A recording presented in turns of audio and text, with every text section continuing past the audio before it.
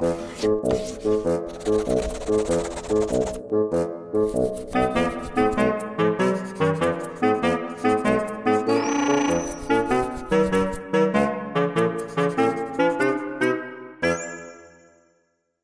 part, we will talk about some robotic vision application, especially for blind and visually impaired.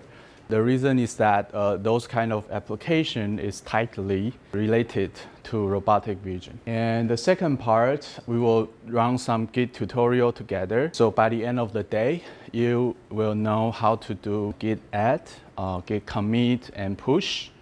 And you also need to know something about branch and merge, so that you will be able to work with someone else, work with your teammate. And the second tutorial, let's just try to prepare you for our assignment. We will just quickly show you the Jupyter Notebook and some Python code. If you don't have experience with Python, you don't have to worry about it because Python is extremely straightforward. Last time we talked about something about self-driving car, right? Especially that this course, we will use Duckietown. So Duckietown is one of the platforms, especially for autonomy, education, and research. So today we have a recap very quickly. Here is a history of the self-driving car. I think that this is one famous competition in US. DARPA is the research organization in the DoD in US. Starting from more than 10 years, researchers has started working on the self-driving vehicles. So let's take a look.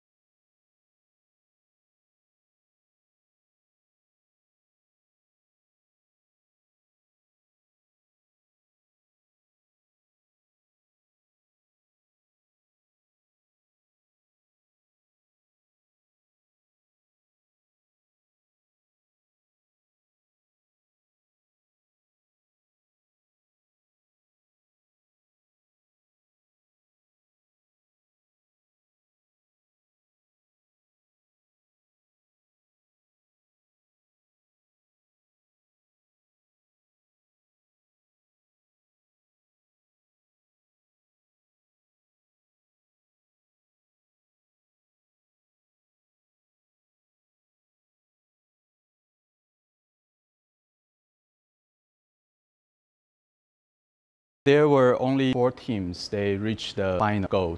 And then some of the team actually went to the Google X and developed the Google self-driving car in the team of Stanford and CMU. What does self-driving car do with the assistive technology? So actually, assistive technology become a very important issue. Like how can technology change someone's life? So some people like us, we were born with our vision, right? And we can do many things, just like everyday activity. But many of them are extremely difficult for a blind person or a visually impaired. So one of the tasks is to drive. Here is an effort by the Google self-driving car team. They also want to use this kind of technology to help people who are blind. And you can see a sensor on top of it. So last time we mentioned about the 3D LiDAR. The LiDAR is made by the Velodyne and it keeps spinning in order to get the 3D point cloud. And you may see it pretty real, it moves by itself. You may imagine that a self-driving car may solve some of the problem for blind people to go from A to B. But you can also imagine that there are some other terrains that car cannot get into. Let me show you another video. This is the work done by the Toyota. It's also a big car company. They also want to develop assistive device for blind and visually impaired people. In this video, I wish you could take a look at it and figure out what's the need for this user. Okay, so the first question is, do you have a friend or know someone who is blind or visually impaired? The second question, are you aware of someone who is in need around you? So I think the second one is the most important thing we should think of. We are not just engineers. I wish that everyone here could figure out the needs around you. Okay, I think that's the most important part of our life. And if you have this ability, you will be able to, with the technology you have learned, you can develop something that's very important that could change people's life. Okay, and the last one, how can technology, for example, robotic vision, change people's life? And if you can have a scenario that the user in this video, what's his need, and what kind of robotic vision could help, then that would be awesome. Okay, to summarize, in first two questions, we actually don't know, we don't have any friends who has these problems, but we are aware of this problem. It's everywhere, we can see it. And about technology, we think it could be like, we need to use robotic vision. If person cannot see something, so there should be some sensors like a LiDAR or a camera or all of them together that can perceive the world instead of the human. But the next part, like there are two parts. First one, these sensors should see the world, but how to tell it to human? We can use either the hearing or touch perceptions. For touch perception, actually it could be something like a horse. When horse is riding, you can touch it left and right where to go. Yep. But actually it's a little bit cruel, but it will do the job. And later we can improve and train a person to have a lot of technical points all around the body to understand it. And later we can also use hearing perception by either using words, saying like something on the right, something on the left, something like artificial intelligence. Yep. Or we can do something pretty different, ambient sound, which changes the frequency of how objects are, like how far are they from the person. Exactly. That's summarizing. Is there any other group who want to maybe give us a little bit more like detail the user in what situation, in what scenario, what Alex just mentioned could work? Well, both of us don't have brain problem, and we haven't talked about the third problem. Like how can I think about? Okay. But that's my opinion. I think we have the most useful sensor in our body. Like he said, like in the video, he said we can by touch, by the sound, or by anything else. So I think if the guy in the video want to cross the road, 小绿人, he can make a sound like beep, beep, beep, and when the time counts down, it can and the beep can be faster, like beep, beep, beep, to tell him that you have to cross the road faster, turn to the right. The user actually have a guide dog, but the dog probably couldn't recognize the sign or some other symbols on the road. So you guys may imagine that, for example, study mathematics. If you want to just draw a triangle and you can see it, that's probably not very difficult for you to learn geometry. But you can imagine that may become very hard for blind user for such learning. Actually, quite a lot of people, maybe someone you know, or maybe you know his song. So the top left, that's the singer Xiao Huangqi. Maybe some of you know about Li Binghui. That's the singer in my age. This man, Andrea Bocelli, actually quite famous, Italian singer who is actually blind.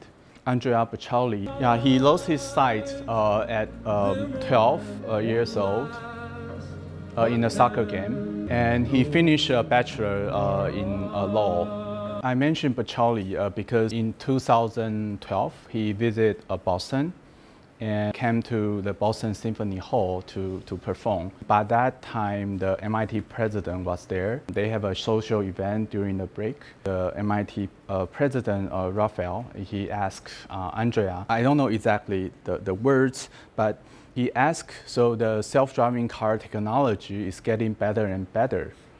Then could those technology transform into something a blind user can use that will benefit blind and visually impaired community. Later on, Andrea Bocelli, he support the MIT team for more like, it's actually more like a robotic vision project. Andrea Bocelli has a foundation called Andrea Bocelli Foundation, and try to, for example, one of the project is to develop device for blind people, and some other project to help others. Last semester, Zhang Xinsun, Mr. Zhang, he actually visited us and gave us a talk about what's the need for blind and visually impaired people. You can actually see it in the OCW. There is also another course in MIT. It's called, it's also about the practice for assistive technology. The person who is talking was my former advisor. When there's some sort of technological advance that becomes ubiquitous in the world, and there's a class of people who cannot use it, they're left behind.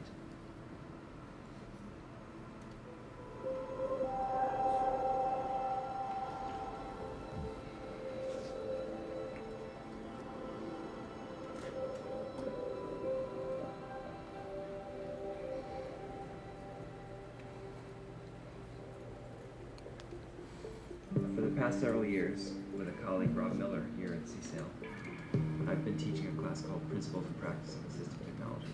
There's a project component where small teams of students get together with one person who lives close to MIT, who lives with a disability, and they spend the whole term trying to build a solution that will help that person live more independently.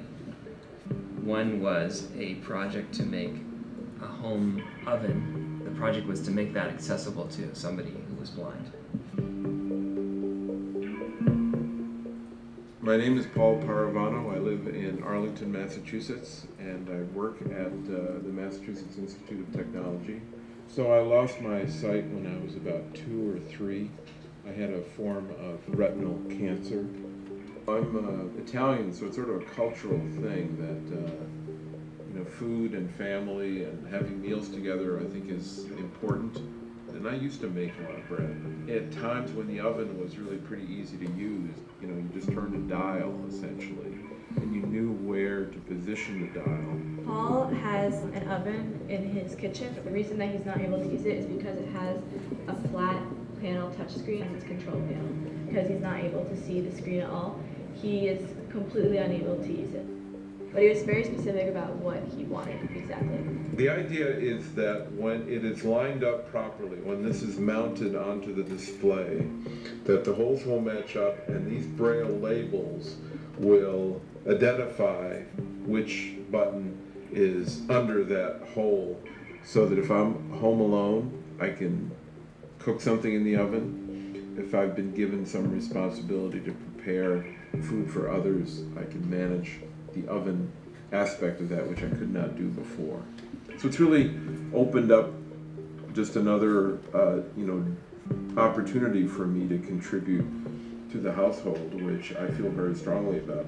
I think it felt like we were actually doing something for someone, so we were a lot more motivated to do everything. With Paul, there was always a point.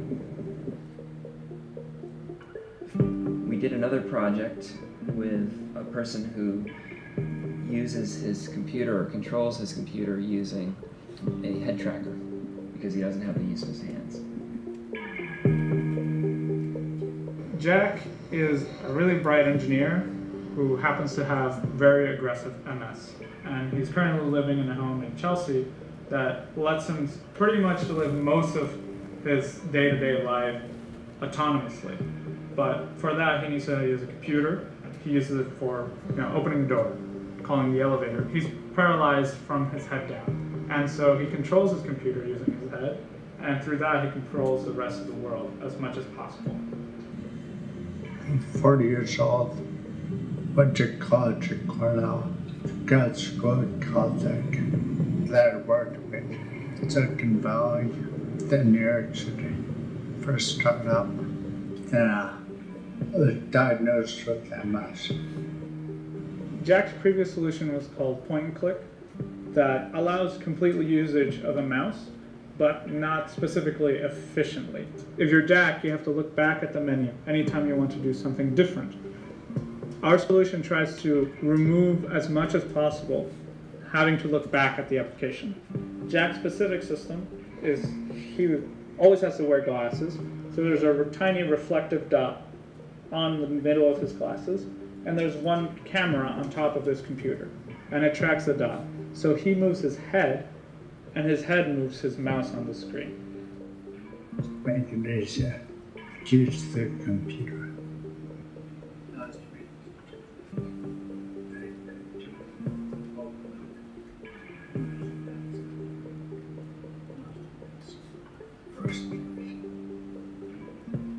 I, before taking this course, never considered I could use computer science to help somebody who's disabled. After this course, I know as long as you take in mind what those people might need, it can be really helpful.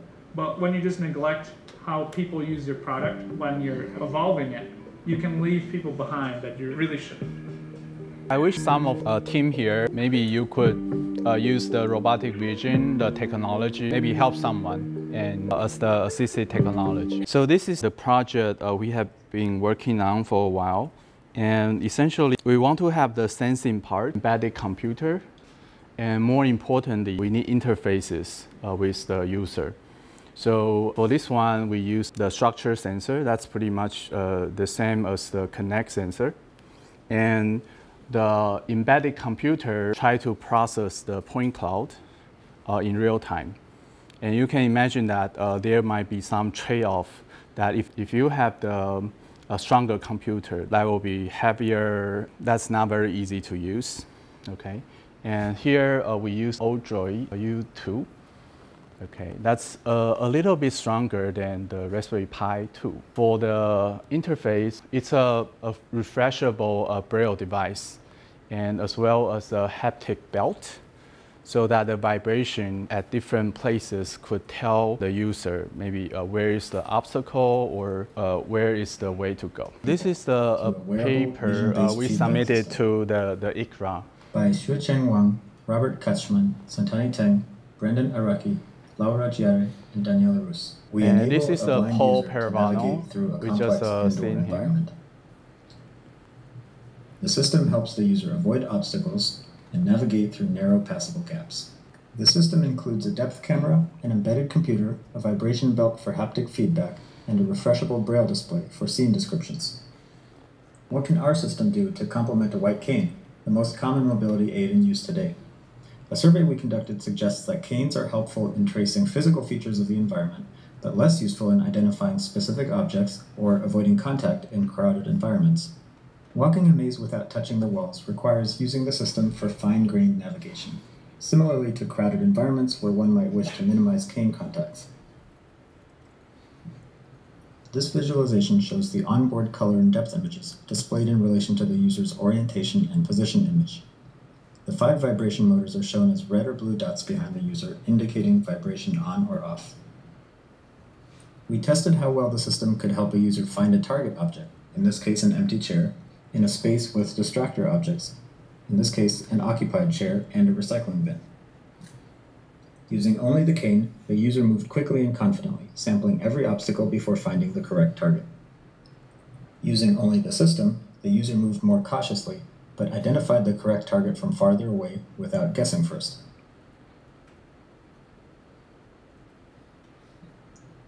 Using both the cane and system, the user again identified the target from a distance, but found the chair as quickly as with the cane alone. We also tested how well the system could help users navigate in some real-world environment. We had users follow a tactile paved path at Tamkang University, Taiwan, while trying not to contact pedestrians or experimenters with their canes. With some practice, they were able to detect people with the system before making contact with their cane. Here, a user navigates the hallways of our lab at MIT. Using only the system's haptic feedback, he detects corners at a construction site and a bench below knee level, all before making physical contact. This work was inspired by the vision of the late Professor Seth Teller. So in this work, we try to actually put those devices on the actual user and see how useful it could be. For our experience, we actually try different interfaces. We try the voice, the text-to-speech, and we try the Braille device, and we try the haptics. For different tasks, different interface, some of them are more useful than others. For example, if you want to tell a user about some special information, your left-hand side, right-hand side, or somewhere, the voice may or may not be that useful because the voice itself is a temporal information, and there is also a requirement of a reaction time. So you could not just tell the user to stop, and after maybe 1 second after the text-to-speech finish the sentence. In general, for the navigation task, the haptic belt, the haptic device actually works better because of the shorter reaction time, and also it provides some special information.